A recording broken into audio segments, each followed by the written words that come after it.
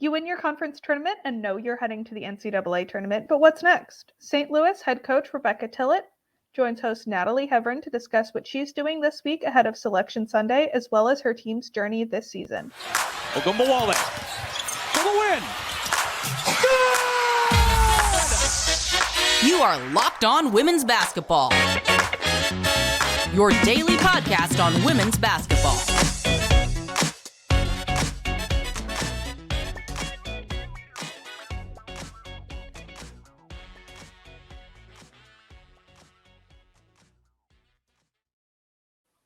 Hello and happy Wednesday. You are locked on to women's basketball. I'm Natalie Heavren, and I'm a features writer and the Atlantic 10 beat reporter for The Next. Thanks for making Locked On Women's Basketball your first listen every day. And remember, Locked On Women's Basketball is free and available on all platforms, including YouTube. Today, I'll be talking to St. Louis head coach Rebecca Tillett about her A10 tournament championship win, the program's first ever, and about her experience heading to the NCAA tournament for the second year in a row, as well as how her team got there. First of all, congratulations on the win on Sunday. So, what are you up to this week? The week after a championship win and before Selection Sunday? Well, first, thank you for having me, Natalie. And wow, just so excited, for our women and what we were able to accomplish. Here, everybody kind of regroup, come down from the feeling of winning the championship, and then get right back to it. Practice, lift. It's great. I think the team really missed each other. And that's when the team's kind of got something going on. You give them a day or two off and the group chat is blowing up with them connecting with one another. So I wasn't surprised to see that with this particular group. So you're already back at practice a little more than 48 hours after a championship win? No, tomorrow. Tomorrow we'll be back. So a little more than 48.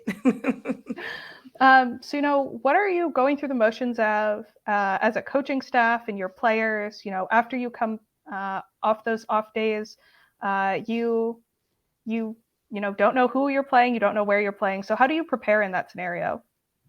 Yeah, good question. I think we'll just, get back to doing what we think got us this far, right? So I actually had a player ask me that today. How is practice going to look different? Are we going to be pulling drills out from a couple months ago? I said, no, we'll be staying the course with how we've been preparing right now.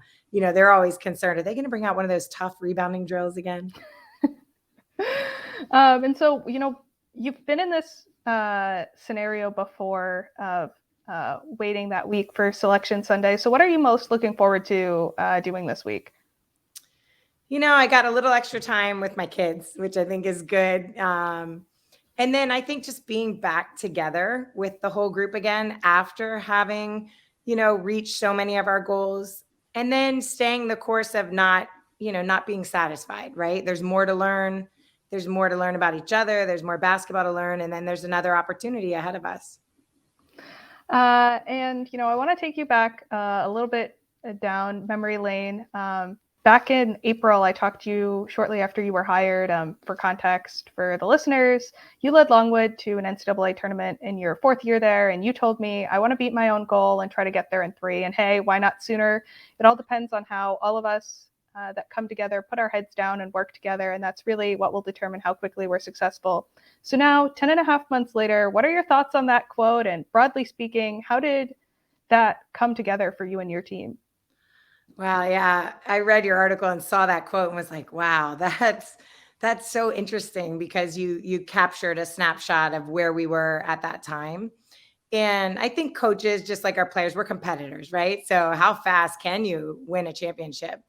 And was it always something we thought we could do? Yes. But is it probable? No. And we know that. And I think everybody that's kind of fallen in love with our team knows that too. And that's why this storyline is so good because there were difficult times. There was adversity in front of us. But true to the quote, this group literally did keep putting their head down and working over and over again. And I think that was so critical to how we were able to climb. I think one of the stories I told recently is I didn't know we were 6-16 at one point. I really didn't. I don't remember. I'm sure I did at the time. I didn't put that as a marker in my mind. I think because we just kept saying, well, we have to keep getting better. That's just the only option. And then you could start to feel the momentum build with this group and their chemistry and the leadership. I mean, leaders have such an influence on how far a group can go. And this particular group of leaders, they have a unique style in terms of they're very positive, and they're persistent, really, really persistent. And it takes them a long time to get frustrated. And I think all of those things have allowed them to lead in this space. And, another quick trip down memory lane. November, I talked to you, your team was 1-5. It was just before Thanksgiving. You hope ultimately that everyone sacrifices, everyone's joy in the work, leads this program who we represent to the place that it deserves to go, which is winning an A10 championship, competing in the NCAA tournament on a deep run. We believe that we've got what we need right here in St. Louis to do that. You clearly were right about that, but was that something you expected to be talking about less than 4 months later up the podium in Wilmington? Goodness. I mean, I think you imagine it, but I don't know. I mean, it was an improbable run given the way we started. And I think the biggest part of that is most teams, if they start that way, they start to really kind of lose confidence, whether it's lose confidence in their individual abilities, in the chemistry of the group, or of the coach's strategy. And this group, even if some people did lose it for a moment, nobody stayed in that place very long.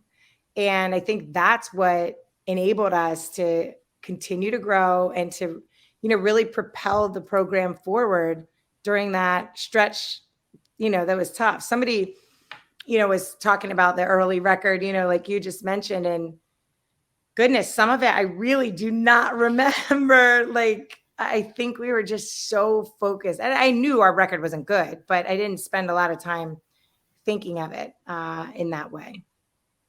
Yeah, and you at the A10 championship game put you at 500, which there aren't a lot of teams that can start the way that you did and get to 500 the way that you did. Was there a turning point or a pivot point this season, or was this run, winning 11 of the team's last 12 games, which the program hasn't done since the 1978-1979 season? Or was it something that's been building all season? I know you tweeted "stay the course" and a winking emoji on February 8th.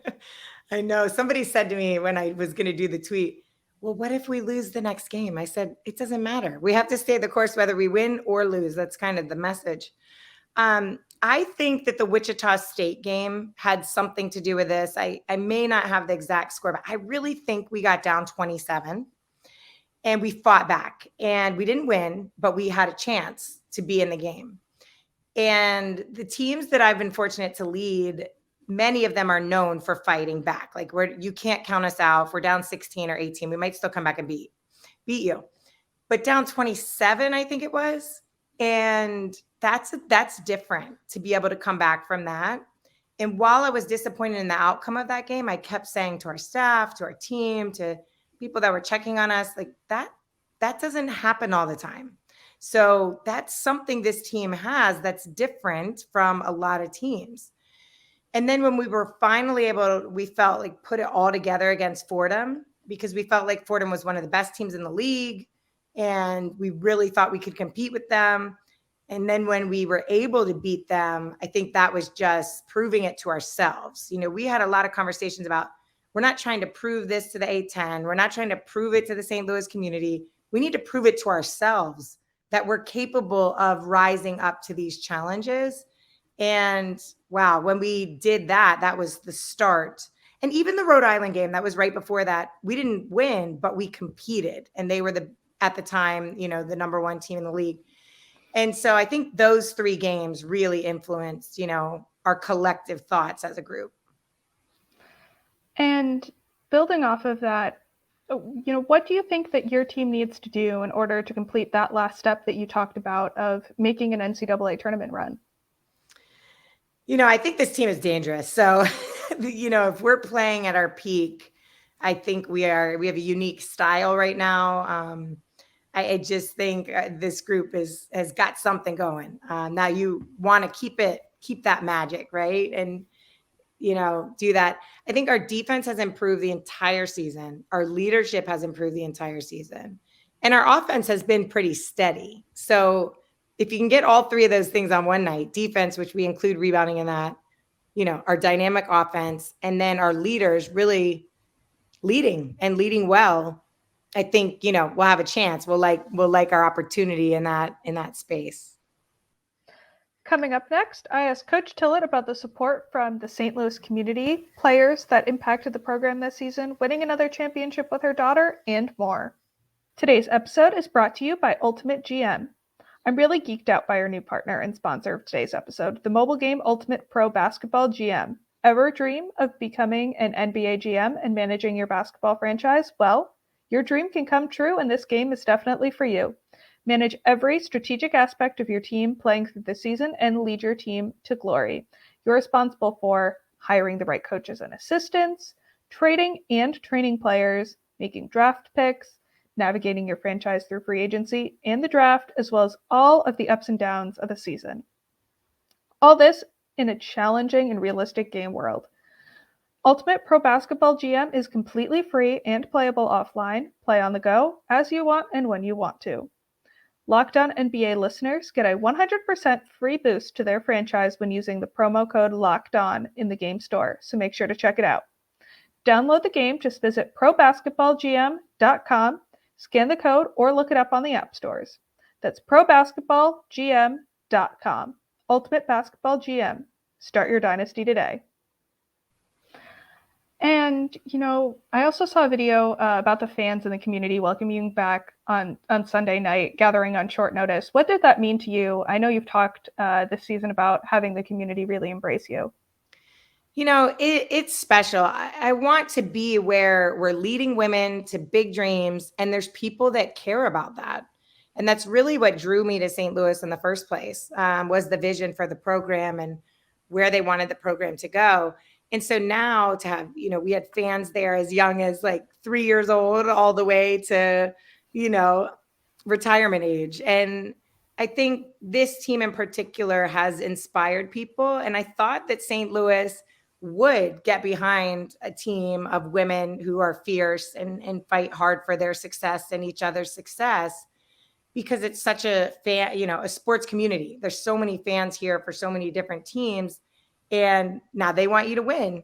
And we're okay with that. We're okay with excellence being expected of us. So I think it's a huge starting point. And you could see that building during the run. You could see more and more fans coming, and can't wait to see what we'd have, in an opening game next year as we continue to build momentum.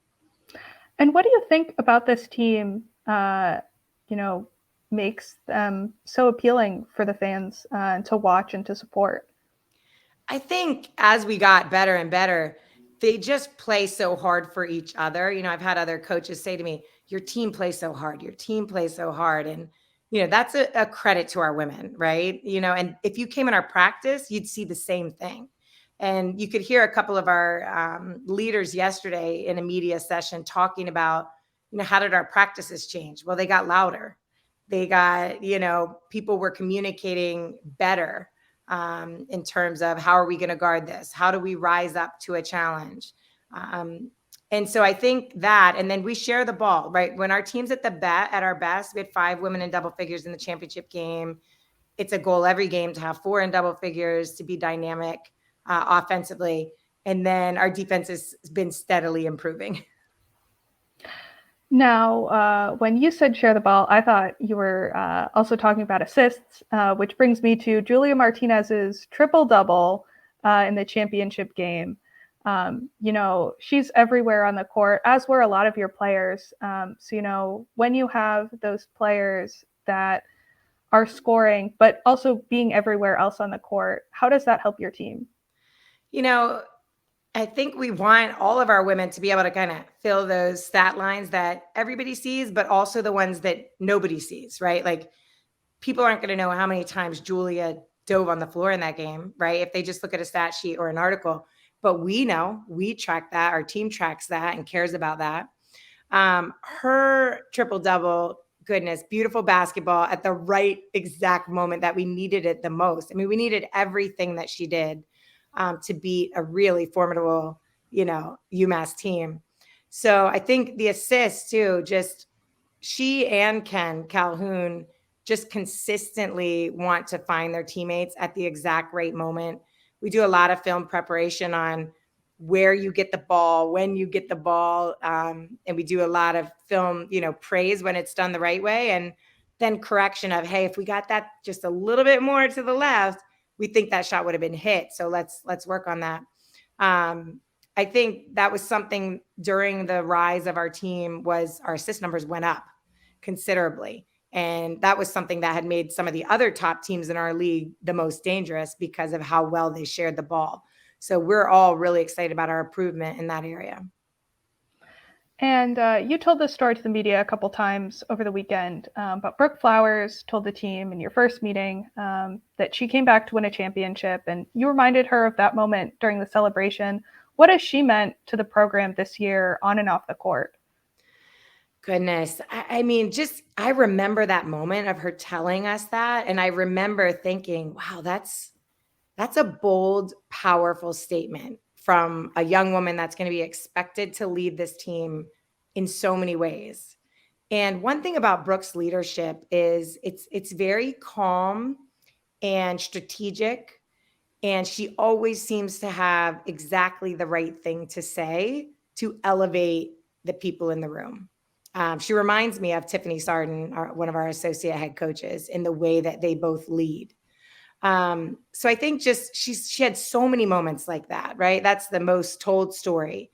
But there are other moments, throughout the season where she just concisely gets to the point of what we're trying to do. And she does it in a way that brings people in and never pushes anybody, aside or down or away from the message. She just brings you in to the message every time. I'm not sure I understand. I think that was my watch. Sorry. And as I mentioned earlier, you won a championship at Longwood last season with a few players that are on the St. Louis team. What did it mean to see both players like Brooke winning their first championship, and also players like Kyla McMakin and Kennedy Calhoun that you coached at Longwood last season, winning their second championship in a row? Wow. It's pure joy for me. It's pure joy just to watch these women achieve something. And, the ones that it's their first time as a coach, even though it's my second time, you get to see it through their eyes as the first time. And then for those four women that came with us, just to, they made a leap of faith. They made a jump to do this. And, much was said about them doing it, right? Are they going to be good enough to compete in the A10? Is what they're bringing from the Big South going to translate? And while we didn't pay a lot of attention to that, you hear it, right? It's said. And I think for those four, it's just, again, proving to themselves that they could do it. And yeah, we said to a couple of them, hello, two-time champs. How are you? I have never seen a more joyful celebration, specifically in the confetti. I've never seen more players just diving into the confetti. I saw, I believe, you throwing confetti back and forth with your daughter on Sunday. What did it mean to win a championship again with her on your team? Yeah. So there's a little story behind the confetti. One, we didn't have confetti at our last championship. So that was a first for everybody, all of us. And then I've shared with our team, both past and present, Dawn Staley collects the confetti. And I don't know if everybody notices that, but you'll see her at the end of a championship and maybe nobody's even looking anymore. And she's just picking up confetti. And last year when they won the championship and they're giving her like the trophy and she's, just taking confetti, putting it in her pocket. So when I was at the NCAA tournament last year, when I was in the hiring process I went to the national championship game and I collected the confetti and I gave a book to all of our past, champions that I worked with last year. And then our leadership council this year. And in the book, I put a piece of confetti and it just goes so along with, we say, dream your biggest dream, go achieve it, and then dream another big dream. sorry, I think my computer froze. And then dream another big dream. So the confetti, I think, held a little bit more significance to us in that space, both because it was the first time and then also because we've talked about confetti in that way. For my daughter and I, like, this is just such an incredible experience. In most households, you know, you're starting to say your slow goodbye during the college years. And for us to be able to just have this time, and I think for both of us, part of our favorite parts of our day is seeing each other at practice. And despite the fact that I think if you walked in the practice, Natalie, you wouldn't know we're mother and daughter. But just to have that connection every single day is really special. Coming up next, I ask Coach Tillett about what 212 degrees means, her favorite moments from winning the championship, the shoes she did it in, and more. Today's episode is brought to you by FanDuel. The midway point of the NBA season is here, and now is the perfect time to download FanDuel, America's #1 sportsbook, because new customers get a no-sweat first bet up to $1,000. That's bonus bets back if your first bet doesn't win. Just download the FanDuel Sportsbook app. It's safe, secure, and super easy to use. Then you can bet on everything from the money line to point scorers and threes drained. You can bet player props, including player points, rebounds, assists, etc., and so many more bets that are exclusive to FanDuel, like the 2x3, 2 3-pointers scored in the first 3 minutes. Plus, FanDuel even lets you combine your bets for a chance at a bigger payout with same-game parlay. So don't miss the chance to get your no-sweat first bet up to $1,000 in bonus bets when you go to FanDuel.com/lockedon. That's FanDuel.com/lockedon to learn more. Make every moment more with FanDuel, an official sports betting partner of the NBA. And then you also come from a family of coaches, and something you mentioned in your championship press conference was your dad using 212 degrees, and 212 degrees was added to the inside of the A10 tournament warm-up shirts. First, can you explain to the listeners what 212 degrees stands for and when you felt like your team hit 212 degrees? Yeah, great question. So my dad, has a field named after him at the high school that he worked at for a long time. And he's just an incredible coach. And so with his program, I'm not sure, I'd have to ask him, maybe 8 years or so of his career, they used 212 degrees as, kind of their mantra, their battle cry. And 212 degrees is the only temperature at which water boils, right? 213, it's no longer water. 11, it's not burning. It's not boiling.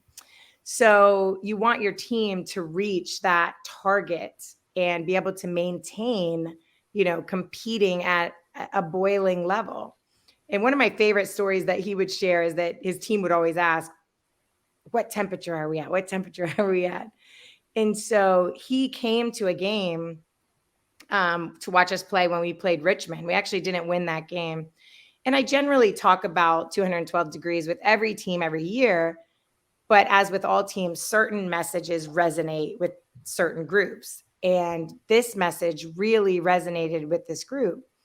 And so then it was like we started to see 212 everywhere. Like if 212 was on the clock during practice, we would yell it out. And then right before the championship game, I think I shared with you, but I always try to watch one more clip until I have to come out on the floor. And I opened the laptop to watch some clips, and it was at 2:12 on the clock. And I ran in and showed the team. And then there was a point in the game that Kyla looked up at the clock, and it was 2:12 at a stoppage of play. And she just yells to me, and she's like, 2:12. And I look at the team, and I'm like, 2:12. And we just all like, this is our time. This is the day that we're playing. And I think throughout the run, we were playing at 212 degrees way more often than not, which is what enabled us to do what we did. And this may be a difficult question, but what was your favorite moment of Sunday of winning that championship? Yeah, I think my favorite moments, all came in response to Taylor hitting that incredible shot and tying it. And our women just first, their facial expressions, right, on the bench. I looked to the bench first because I needed to take a breath and compose myself. Like, okay, we're not, because seconds before you're like, we've got it. We're winning this. And that's the beauty of the game. You got to finish till the buzzer sounds. And I look at the bench and they're determined. And I look back at the floor and those women are coming off like, okay, we just made it a little harder, but we're going to do it. And so that moment was critical. I think there's like a Julia rebound that stands out that you're like, we have to have that possession, and she gets it. Ken hit a couple of big shots to get us, a significant lead. I remember a play that each one of them made that, gave us that opportunity. And then down the stretch when we're, the game is really secure at this point, and just watching them wait for the anticipation of the clock's going to sound and we really are the champions. I just think those memories are just incredible. And what's one thing that this team has taught you that you'll take with you, into the NCAA tournament, and also after this season does eventually end for you? I think this team has taught me and a lot of people, don't let anything else define what you're going to be. Don't let a record define what you're going to be. Don't let outsiders' opinions define what you're going to be. Decide it for yourselves as a group in a team setting. Decide it for yourselves. And this group did. Last question from me. I saw that the sparkly heels you were wearing got featured in their own social media post. What went into the shoe choice, and were you intentionally trying to match the championship trophy? I had not seen the trophy other than pictures before. But there is significance behind it in terms of, dancing shoes. We're trying to go dancing, maybe a little Cinderella feel there. They're actually similar to the pair were in the second NCAA tournament game last year, but a different color. I figured, those shoes did some good things in the tournament. We competed really well against NC State. Even though we were not successful against NC State, we competed well in that game. So I bought them in the other color for this year. Thank you so much for that. And thank you so much for joining me today, and good luck in the NCAA tournament when it comes. Thank you so much, Natalie. And we appreciate all you do for women's basketball. Thanks for making Locked On Women's Basketball your first listen today. Make sure to tune back in tomorrow to hear from Matthew Walter, who will be talking all things Utah. Now, make your second listen Game to Game NBA. Every moment, every top performance, every result. Locked On Game to Game covers every game from across the NBA with local analysis that only Locked On can deliver. Follow Game to Game on Locked On NBA, available on the Odyssey app, YouTube, and wherever you get your podcasts.